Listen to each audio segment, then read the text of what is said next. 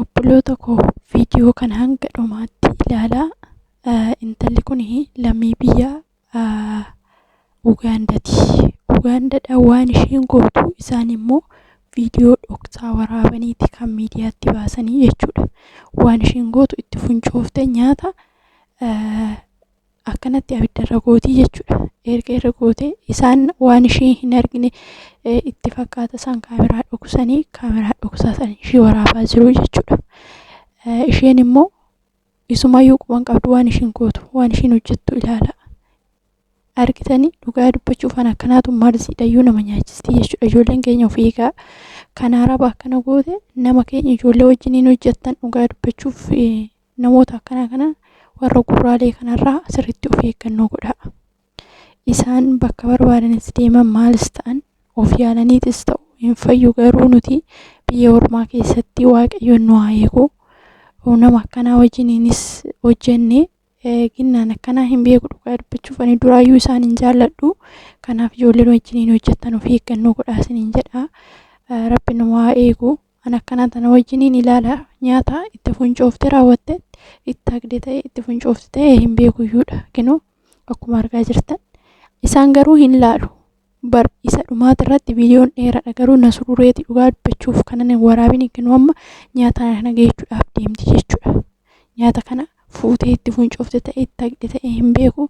Isaan immoo lalakkatti isaan ilaala. Annaa ergasii rifachiisanii akkasitti rifattee of wallaaltee jechuudha. Itti bananii dhufanii viidiyoodhaan arganii raawwatanii waan hojjettan kamii irrattuyyuu maan taane isaaniif osoo hin taane osoo isaan lubbuudhayyuu boru lubbuu kee baasnayyuu jedhanii dhugaa dubbachuuf waaqarraa argattu jechuudha. Kanaaf waan isaanii balleessuu osoo hin taane yookiin immoo waan akkanaa kana daba irratti hojjechuu osoo hin taane garaa qulqulluudhaan gaafa deemtan garaa qulqulluudhaan waa hundumaayyuu gaafa hojjettanii ni milkooftu. Kanaafuu yaa obboloota koo akkuma argaa jirtan intala kana dhuga hedduu amma saraatanyaa namni amma fakkeenyaaf isaanumtuu araboonnuyyuu arabootumatu kan lakkise viidiyoo kana araboonnuyyuu saraatanyaa hundi waan akkana gootu itti fakkaataa jechuudha mana hunda. Kanaafuyyuu kaameraan hin jiru jettanii wanta hojjettan kamiirrattuyyuu akkana gootu osoo hin taane waan kamiiyyuu maa hin taane waan kamiiyyuu tiiktookii hundi miidiyaa hundi arabootaan kan gadi lakkifamedha jechuudha viidiyoon kun. Kanaafuyyuu ani waan isinidhaam waan isin gorsus ammas taananii waan hin taane mana arabaa keessatti hin hojjetina. Isaan miidha jettanii waan isaanii balleessinaa jettanii ofii keessanii fi beektanii kun gaarummaa hojjechuun waan gaarii hojjechuun isaaniif osoo hin taane ofii kee mataa keetiif waan gaarii hojjetta. Kanaafuyyuu isaan odoo dabaayyuu sitti deemanii ati dabatti deemuu hin qabdu. Garuu viidiyoo kana ilaalee dhugaa dubbachuuf dhugaa sanatti fakkaachuu bakka baay'eettan argee jechuudha. Kanaaf araboonni difini isuma kanarraa haasa'u. Kanaafuu yaa obboloota koo of eeggannoo godhaa. Rabbi nu haa eegu.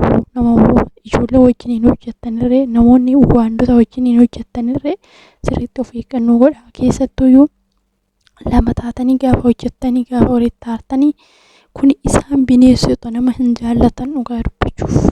Kanaafuyyuu shaayillee osoo dhugaa jirtanuu nyaatallee osoo nyaataa jirtanuu gaafa araboonni isin yaamanii dhiistanii biraa hin deemina. Yoo dhiistanii biraa deemtanirree nyaata san dhugaa dubbachuuf gadi naqaa malee hin nyaatina. Shaayillee akkasuma yoo dhugdan yoo dhuguu baattan garuu jala gootanii deebitanii hin dhuginaa. Kinoo akkana gootii. Kanaafuyyuu of eeggannoo gochuun nu barbaachisa sin barbaachisaa. Warreen waandota wajjiniin hojjettan rabbiin sina eegu. Dhugaa dubbachuuf isaan wasaktoota waan ta'eef wanti tokko amma kana nyaata namatu nyaata sareedhaaf geejjitii sareedhaaf osoo ta'e waan akka hin taane irratti eenyuun jedhanii araba geeta haraam cubbuudha. Waan akkanaa kana hojjechuun waan akkanaa kana dalaguun an akkanaatu oduu ajjeefamtee oduu fannifamteeyyuu dhugaa dubbachuuf seera jala oolteeyyuu gaariidha. Intala takkatu Dubaay kanatti maal godhe seetanii lammii biyya Indiiti isaanillee beektanii akka xunuqqulaa kana qabu maal gootii seetanii akka saraatanyoota yeroo baay'ee hin baasu ishee garuu ittuma iyyuu malee ishiitti badaa eenyuun jedhan kanaaf akka ishee jaallataniif akka jettatti kaasheen miidiyaa irratti illee miidiyaa guddaa irratti illee of eeggannoo godhaa jedhanii dubbatanii turanii maal jetti seetanii maaf akkas gootee gaafa jedhaniini akka isaan na jaallataniifanii jette maal gootee isinitti fakkaata isheen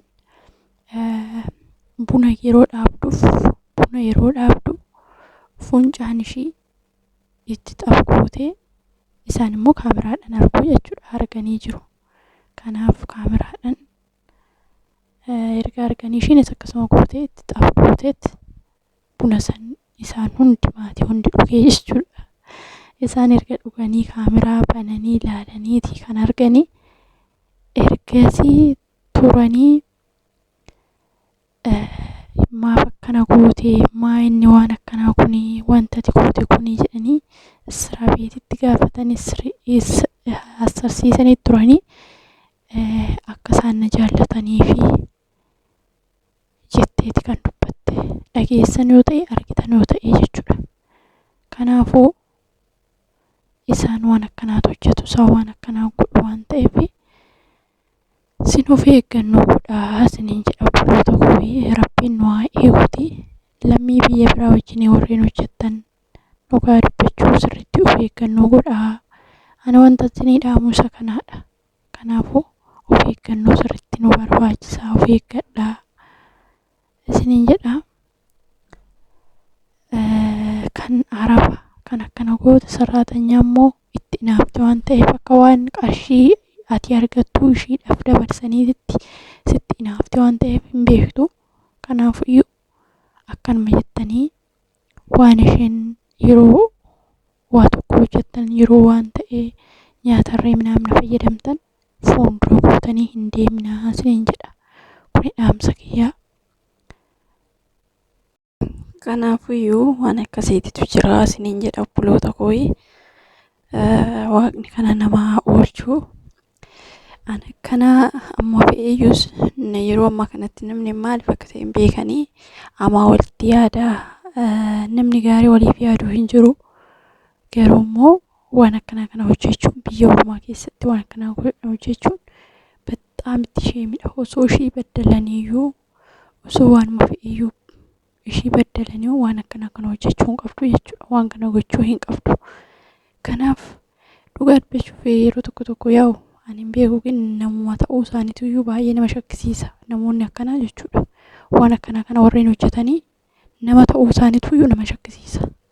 Gin በጣም ከባድidha waan hundaaf iyyuu amma erga arganii booda immoo waan akkanaa kana seera jala gaafa oolte biyya Oromoo keessatti immoo waan qoshashaa akkanaa kana hojjette dhiisii waan xiqqoo natiiva xiqqoo sirratti argan mana hidhaa keessa gadi sin baasanii jechuudha.